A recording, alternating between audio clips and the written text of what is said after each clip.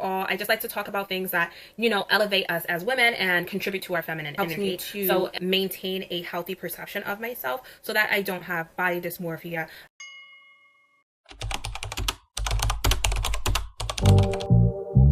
Only been a few hours, but it felt like days. Only been days, but it felt like months. Been gone for a year. Hi everyone, welcome back to my channel. And if you're new here, my name is Miss Mookie.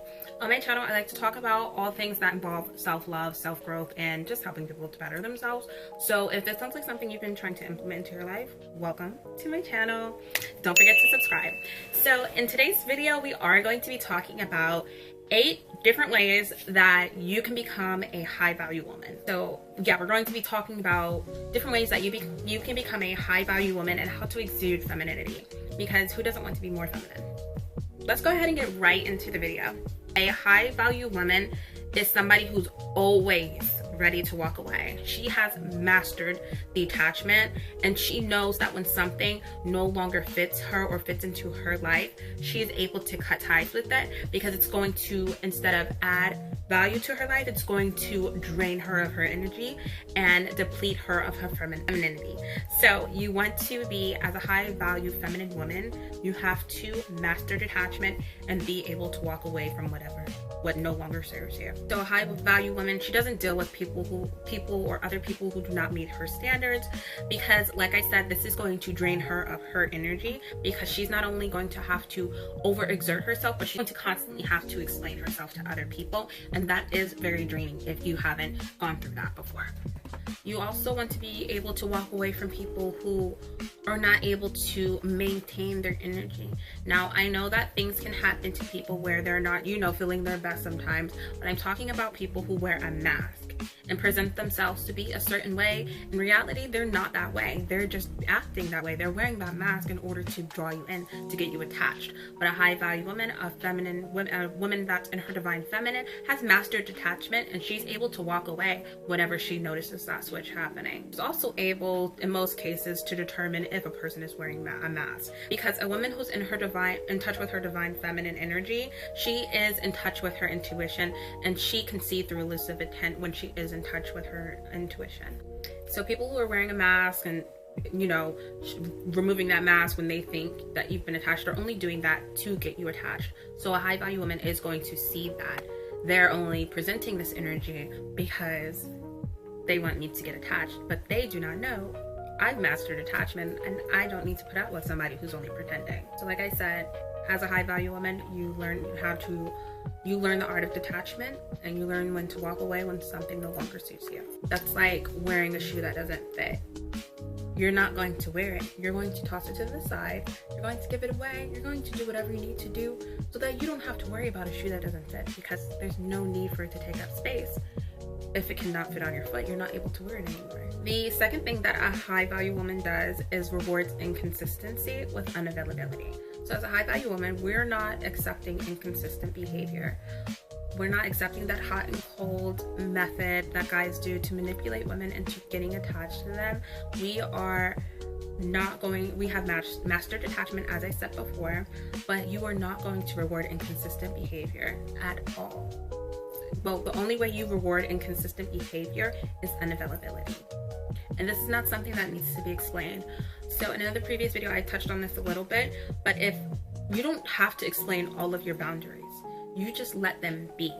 But if I found myself that if I do value the connection and I don't think that a person truly has malicious intent, then I will explain, hey, this is a boundary that you've crossed.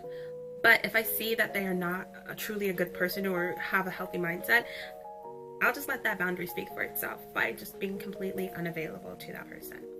For me, I need to be around people that care as much as I do, that see my worth and are willing to put in the effort to maintain a relationship with me, because they see my value and they care about our relationship. For me, I also remove people out of my life that are unreliable. I cannot be around people that are unreliable. Being unreliable to me is a form of disrespect. You're not respecting me or my time. You're not respecting that I'm putting effort in, and you're not putting any effort in as well. So you being an unreliable person, you can't be in my life. because I cannot rely on an unreliable person. And what's the point of having an unreliable person in your life? To disrespect you? To constantly disrespect you? No. I cut them loose. I do not put up with that. The next thing that a high value woman does is she disciplines men with actions, not words. We don't say, oh, don't do that again. It's like speaking to a child. Don't do that again. He's liable to do it again. We do not just rely on our words, just like we do not rely on men to show us their efforts just by words. We do not discipline them with words. We discipline them with action. Men learn from consequences. So if he is, say he's being inconsistent, you become unavailable.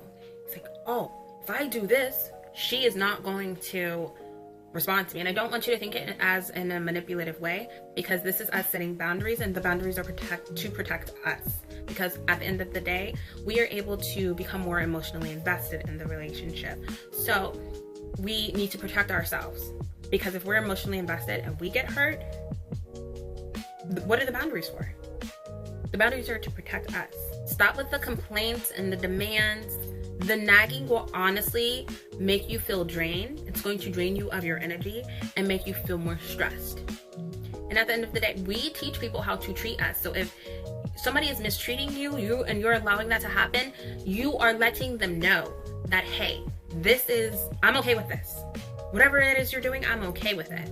And we do not want to get that impression away. Like I said, we teach people how to treat us. So if he is not capable of treating you with decency and respect, you're letting him know that by allowing it. So set those boundaries, let him know he's crossed the boundary, set those boundaries, put action. Don't just put words, put action. And if you guys need more examples on what to do, let me know. I can make a whole separate video. But there are things that you need to do and not just say when you are being mistreated. And if you stated your needs, your boundaries, and after you've already set your boundaries and stated your needs, move accordingly. He's either going to do it or he's not. He's either going to cross your boundaries or he's not. If he does cross your boundaries, you gotta go. You just have to know how to move accordingly after he starts acting. After you stated your boundaries. After he shows you his continued actions, after you've already stated how you want to be treated. Fourth thing that a high value woman does is she only accepts men who are providers and communicate respectively and effectively. So what I mean by this is he doesn't necessarily have to be a financial provider. Some women do not look for that in men, and that's completely fine. But I do believe in order for a relationship to be healthy and flourish, the man has to have a provider mindset. And this can be, he provides security, he provides stability, he provides safety. That falls in the lines of security. But he provides her with the life that she wants, whether that's, and finances don't have to be included in that. Don't come for me, but for me it does. All of that. I need all of the above. But I do need for a guy to know that he is capable of supporting me, and a man who does not have a provider mindset is not capable of doing that. A healthy relationship cannot thrive without honesty, respect, and effective communication. It just can't. It doesn't work if each person does not do that. So a high value woman looks for a man who's able to communicate respectively and effectively. So the fifth thing that high value women do, hopefully we all know this by now, but she is capable of taking care of herself. So you want to make sure you are taking care of your body, both inside and out. You are taking care of your hair, you dress well, you do your hair, you fix your face so that you look presentable to yourself. And I like to do mirror work so that way, because it helps me to maintain a healthy perception of myself so that I don't have body dysmorphia. I don't look at myself in a negative way. I really hate that we normalize taking pictures and then talking about ourselves negatively in a negative way, saying, oh my God, I hate the way this looks like. I hate that that's normalized, because it's only contributing to a negative perception of ourselves. And I know we all do it, but I hate that it's normalized. But we are able to take care of ourselves. We look presentable according to our own perceptions. We find beauty in ourselves. We do mirror work. We are just truly taking care of ourselves and happy to be who we are. When you are capable of being grateful for who you are, that will show on the outside. And that will let people know, just by looking at you, she's a high value woman. And on top of all of that, by taking care of yourself, that means keeping your plan secret. So, and not secret, but private. There's a huge difference between secrecy and privacy, but high value woman is able to keep her plans private from the outside world because there are numerous reasons for why you need to keep your plans private, but because high value women have a certain air of mystery to them, and so keeping your plans private adds to that air of mysteriousness. The sixth thing that a high value woman does is gives value to her voice.